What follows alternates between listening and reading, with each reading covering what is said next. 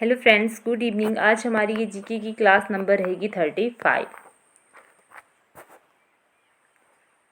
ये वाली series helpful रहेगी आपके आने वाले एचपी टेट के एग्ज़ाम के लिए। मैं आपको बता दूं कि इस सीरीज़ में हम एचपी टेट के पुराने पेपरों में आए जीके पार्ट को डिस्कस कर रहे हैं।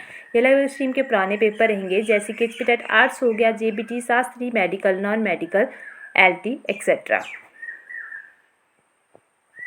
इस सीरीज़ में 1000 के करीब क्वेश्चन जो है वो डिस्कस किए जाएंगे। आप हमारे चैनल पे physics, chemistry, maths, GK, psychology तथा बायोलॉजी की क्लासेस जो हैं अपने आने वाले टेट के लिए देख सकते हो। आपको हमारे चैनल पे नॉन मेडिकल वालों को फिजिक्स तथा मैथ्स का सिलेबस भी मिल जाएगा। अगर उसके अकॉर्डिंग आपने तैयारी करनी हो तो आप उस सिलेबस को देख लें। अगर आपको हेल्पफुल लगे तो आप उसके अनुसार भी तैयारी कर सकते हो। भारत और पाकिस्तान के बीच डैश डैश सीमांकन किसके द्वारा किया गया था? सही ऑप्शन रहेगा बी, सर सिरिल रैडक्लिफ के द्वारा। क्वेश्चन सीधा जाता है कि भारत और पाकिस्तान के बीच में कौन सी रेखा है, तो वो है रैडक्लिफ। नेक्स्ट रहेगा एपिसेंटर शब्द किससे संबंधित है? इस वाले पेपर में जितने भी क्वेश्चन है ये रिपीटेड ही क्वेश्चन रहेंगे। ये वाले क्वेश्चन बहुत ज़्यादा बार पूछे जाने वाले क्वेश्चन हैं। एपिसेंटर शब्द किससे संबंधित है? सही ऑप्शन रहेगा ए, भूकंप। जो भी अदर एग्ज़ाम्स भी जिन्होंने एचपी के दिए होंगे या कहीं और के, तो वहाँ पे ये वाले क्वेश्चन आपको अक्सर देखने को मिलते हैं, जैसे कि एपिसेंटर शब्द किससे संबंधित है। बाकी एक और जहाँ पे मैंने आपको ये बताया, यहाँ पे मैंने आपको बताया कि भारत और पाकिस्तान के बीच में जो है वो रेडक्लिफ लाइन है। वैसे ही एक है मैकमोहन लाइन। तो कई बार क्वेश्चन आ जाता है कि मैकमोहन लाइन जो है या मैकमोहन रेखा किन किन देशों के बीच में है। तो ये आपके लिए कल के लिए क्वेश्चन रहेगा, आपने जरूर कमेंट करके बताना है, क्योंकि मैकमोहन वाला क्वेश्चन जो है वो बहुत ज़्यादा बार पेपरों में पूछे जाने वाला क्वेश्चन है। निम्न में से किस जिले में महाराणा प्रताप सागर जलाशय स्थित है? सही ऑप्शन रहेगा बी, कांगड़ा में। नेक्स्ट रहेगा हिमाचल प्रदेश में राष्ट्रीय प्रौद्योगिकी संस्थान कहाँ पर स्थित है? तो ये जो राष्ट्रीय प्रौद्योगिकी संस्थान है, इसकी यहाँ पे देख लो, इस इंग्लिश में बोला जाता है NIT, मतलब नेशनल इंस्टीट्यूट ऑफ टेक्नोलॉजी। कई बार इन्होंने NIT लिखा आएगा तो सभी आंसर दे देंगे, कि कई बार जो है वो बच्चे ध्यान से पढ़ते नहीं हैं और फिर क्वेश्चन जो है आपका छूट जाता है। तो कई बार शॉर्ट में NIT लिखा होता है या नेशनल इंस्टीट्यूट ऑफ टेक्नोलॉजी लिखा होता है, तो इंग्लिश हिंदी दोनों में ध्यान मार लिया करो। सही ऑप्शन रहेगा ए, हमीरपुर, क्योंकि ये जो है बहुत ज़्यादा बार पूछा जाने वाला क्वेश्चन रहेगा। National institute of technology NIT Hindi में बोला जाता है राष्ट्रीय प्रौद्योगिकी संस्थान। नेक्स्ट रहेगा निम्न में से किस जिले में साक्षरता दर निम्नतम है? मतलब सबसे कम साक्षरता दर जो है हिमाचल प्रदेश के कौन से जिले की है? तो सबसे ज़्यादा अगर बात की जाए वो है चंबा। अगर मैं आंकड़ों की बात करूं तो अलग अलग बुक्स पे डाटा थोड़ा बहुत आगे पीछे हो सकता है। 72.17%। तो ये आपने याद रखना, अगर डाटा कहीं और से उठाया होगा तब भी 72 होगा, उसके साथ थोड़ा बहुत ये वाला आंकड़ा चेंज हो सकता है, या फिर 71 to 73 के बीच में हो सकता है, परंतु होता इसके नियर बाई ही है। तो वहाँ पे आपको आसानी से पता चल जाएगा, क्योंकि कोई कोई एग्जामिनर जो है वो आगे पीछे से क्वेश्चन डालता है और थोड़ा बहुत आंकड़ा जो है इसके अप्रोक्सीमेट ही रहता है, पर थोड़ा बहुत चेंज हो सकता है। तो इतना वहाँ पे आपको आइडिया लग जाता है कि कौन सा यहाँ से सही हो सकता है। बाकी अगर मैं सबसे ज़्यादा साक्षरता दर की बात करूँ हिमाचल प्रदेश में कहाँ पे है, तो वो है हमीरपुर में। हमीरपुर की टोटल अगर साक्षरता दर की बात की जाए तो वो है 88.15%। ये भी थोड़ा बहुत ही आगे पीछे होगा इसके करीब ही। तो आपने मेन जैसा याद रख लेना, बाकी वहाँ पे पता चल जाता है कि कौन सा यहाँ से ठीक हो सकता है, क्योंकि जो इसके नज़दीक जैसा होगा वो पेपर में होगा, बाकी 3 ऑप्शन जो होंगे वो इससे फिर अलग ही होंगे।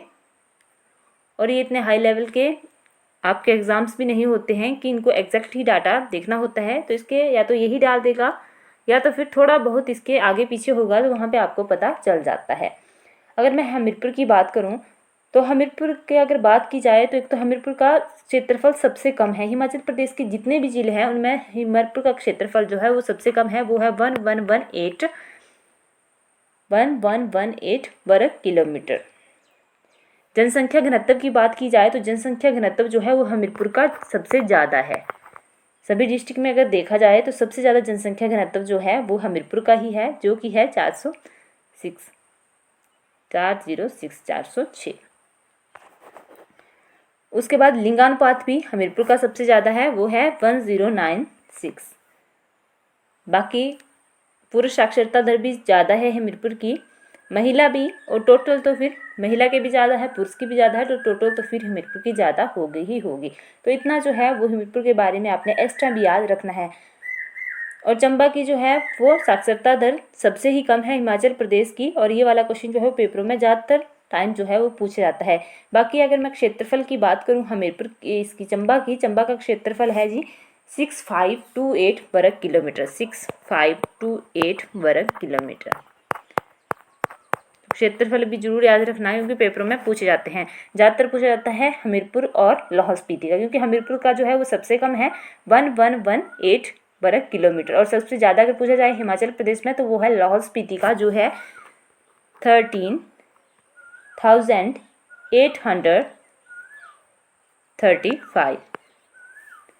13,835।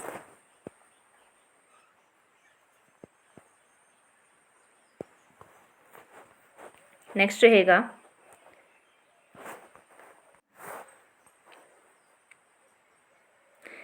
करछम वांगतू जल विद्युत परियोजना किस नदी पर है। यहाँ पे इन्होंने लिखा है, शायद आपको दिख नहीं रहा होगा, मैं लिख देती हूँ, करछम वांगतू।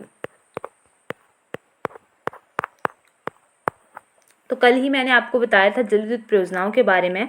मैंने बोला था कि ये जो करछम वांगतू जल विद्युत परियोजना है ये है डिस्ट्रिक्ट किन्नौर में। बाकी अगर किन्नौर की मैं जल विद्युत परियोजनाओं की बात करूं तो इसमें रहेंगी टिडोंग जल विद्युत परियोजना, टिडोंग जल विद्युत परियोजना, संजय जल विद्युत परियोजना जिसे कि भावा परियोजना के नाम से भी जाना जाता है, संजय या भावा जल विद्युत परियोजना, ठीक है। बाकी बास्पा जल विद्युत परियोजना, नाथपा झाकड़ी जल विद्युत परियोजना, इनको याद रखना क्योंकि आपके काम की चीज़ है। खाप जल विद्युत परियोजना, जांगी थोपन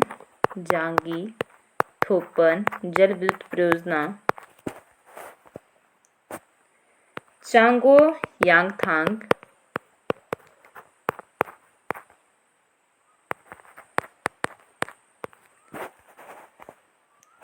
रुक्ती शोंगटोंग,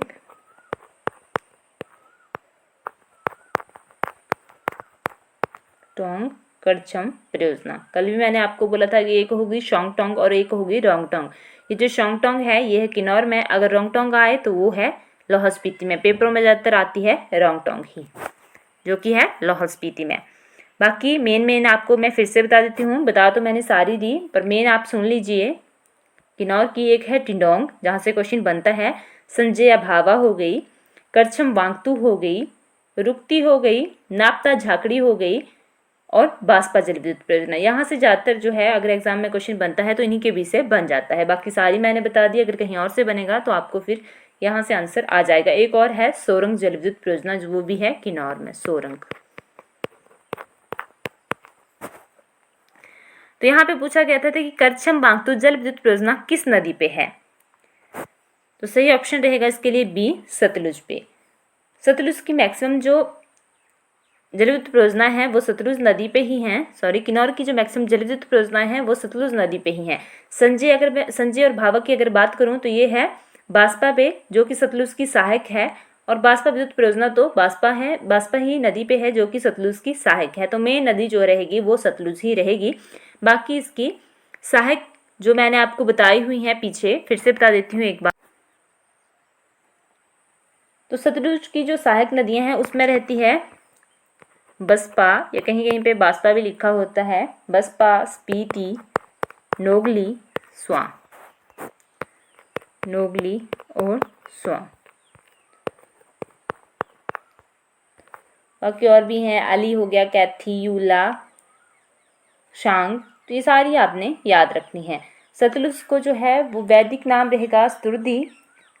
शतरुद्ध जो है इसका संस्कृत नाम रहेगा। बात की जाए इसका उद्गम स्थान तो ये मानसरोवर झील के समीप रक्ससाल से निकलती है। यह हिमाचल प्रदेश की सबसे लंबी नदी है। किन्नौर जिला की अगर बात की जाए तो इस किला नामक स्थान से हिमाचल प्रदेश में प्रवेश करती है। ये वाला क्वेश्चन पेपरों में पूछा जाता है। चोरा नामक स्थान पे है शिमला जिला में प्रवेश करती है। कसोल नामक स्थान पे है बिलासपुर जिला में प्रवेश करती है। और फिरनू नामक स्थान से यह मंडी जिला में प्रवेश करती है। भाखड़ा नामक स्थान पे हिमाचल प्रदेश छोड़कर जो है वो पंजाब में प्रवेश कर जाती है। एशिया का सबसे ऊंचे अगर बांध की बात करें, भाखड़ा बांध जो है वो इसी नदी पे जो है वो 1963 में बनाया गया था। यह हिमाचल प्रदेश की सबसे बड़ी कृत्रिम झील गोविंद सागर भी इसी नदी पर ही स्थित है। और अंत में जाकर के यह नदी जो है वो सिंधु नदी में जाकर के मिल जाती है।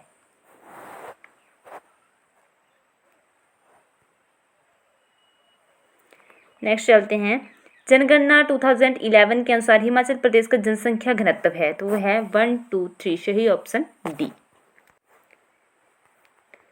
57 मणिकर्ण का गर्म जल स्रोत किस नदी के किनारे है। तो मैंने आपको बोला था पहले भी कि अगर डीप क्वेश्चन पूछना हो तो नदियां साथ में दी जाती हैं और वहां से आपको फिर आंसर निकालना होता है। इसी सीरीज में पीछे जब भी स्रोत आया था वहां पे सीधा यही आया था कि कौन सा स्रोत जो है वो कौन सा जिला पूछा गया था, पर यहाँ पे जो है वो नदी मेंशन की गई है। तभी मैंने बोला था कि क्वेश्चन जो है वो टैट में कैसे भी आ जाता है। तो ऐसे रिलेक्शन होने की बात नहीं है कि बस हमारा काम जो है वो इतने से बन जाएगा। क्वेश्चन जो है वो डीप भी आते हैं।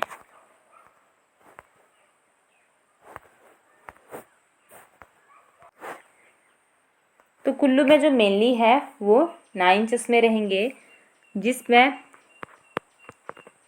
वशिष्ठ है, कलथ है। तो वशिष्ठ और कलथ की अगर मैं बात करूं तो ये दोनों ही जो है वो ब्यास नदी के किनारे स्थित है। वशिष्ठ जो है वो ब्यास के बाएं किनारे स्थित है और कलथ जो है वो ब्यास के दाएं किनारे स्थित है। संबंध इन दोनों का जो है वो ब्यास नदी से है। वशिष्ठ और कलथ ब्यास नदी के, वशिष्ठ बाएं किनारे, कलथ दाएं किनारे। उसके बाद बात करते हैं हम फिर कसोल की, खीर गंगा की और मणिकर्ण की, क्योंकि इनसे आपको आसानी से याद रहेंगे तभी मैं सेट में इनको लिख रही हूँ। कसोल, खीर गंगा, मणिकर्ण, इन तीनों का संबंध जो है वो पार्वती नदी से है। ये तीनों किसके किनारे हैं? पार्वती नदी के किनारे ये तीनों के तीनों स्थित हैं। कसोल जो है वो पार्वती नदी के किनारे स्थित है, खीर गंगा भी पार्वती नदी के किनारे स्थित है और मणिकर्ण जो है वो पार्वती नदी के दाएं किनारे स्थित है। तो मणिकर्ण यहाँ पे पूछा गया था, सही ऑप्शन रहेगा बी। अगर पूछा जाए पार्वती के किस किनारे तो दाएं किनारे हैं ये। बाकी जोगिनी,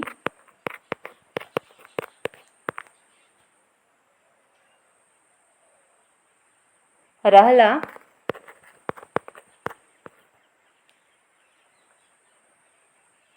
बहना और पालिनी, तो ये बाकी बचते हुए चश्मे रहेंगे कुल्लू के, जिसमें जो है इनमें से अगर एक आता है पेपरों में वो है बहना, जो कि सतलुज नदी के किनारे स्थित है। तो मैंने आपको इनकी नदियां भी बता दी कि कौन सी नदी के किनारे स्थित है। बाकी इन तीनों का नहीं पूछा जाता, मेनली जो पूछा जाता है वो इन्हीं का पूछा जाता है। तो इनको आपने याद रखना है। टोटल 9 थे। सबसे पहला वशिष्ठ हो गया, उसके बाद कल्थ हो गया, ये दोनों ब्यास नदी के किनारे स्थित हैं। उसके बाद फिर आगे हमारे पास कसोल, खीर गंगा, मणिकर्ण, ये पार्वती नदी के किनारे स्थित हैं। फिर बहना की अगर मैं बात करूं तो वो सतलुज के किनारे स्थित है। और बाकी रहा जोगिनी हो गया, पालनी हो गया, कल्थ हो गया हमारे पास, कल्थ नहीं सॉरी रहला। तो इनका इतना खास नहीं पूछा जाता है। तो जो मेन था वो मैंने आपको बता दिया। तभी मैं बोलती हूँ वहाँ पे मैंने आपको इसी सीरीज़ में पीछे की अगर वीडियो किसी ने देखी होगी तो ट्रिक के साथ बताया था। उस टाइम मैंने पूछा भी था कि आपको ट्रिक अच्छा लगा या नहीं लगा। अगर आपको ऐसे याद हो जाए तो कर लेना, अगर नहीं हो तो फिर किसी और ट्रिक से याद कर लेना। अगर आप सिंपली याद रख सकते हो तब भी आसानी से याद रह जाते हैं, क्योंकि इतने टिपिकल नहीं है याद करने को ये।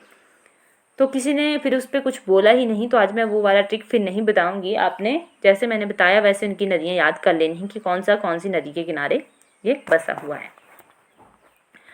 नेक्स्ट है महमूद गजनवी ने नगरकोट को किस ईस्वी सन में लूटा। तो पूछा गया है कि कब लूटा गया था, तो 1009 में। सही ऑप्शन रहेगा इसके लिए ए। ये जो है महमूद गजनवी का चौथा आक्रमण था। ये भी पेपरों में क्वेश्चन बनता है।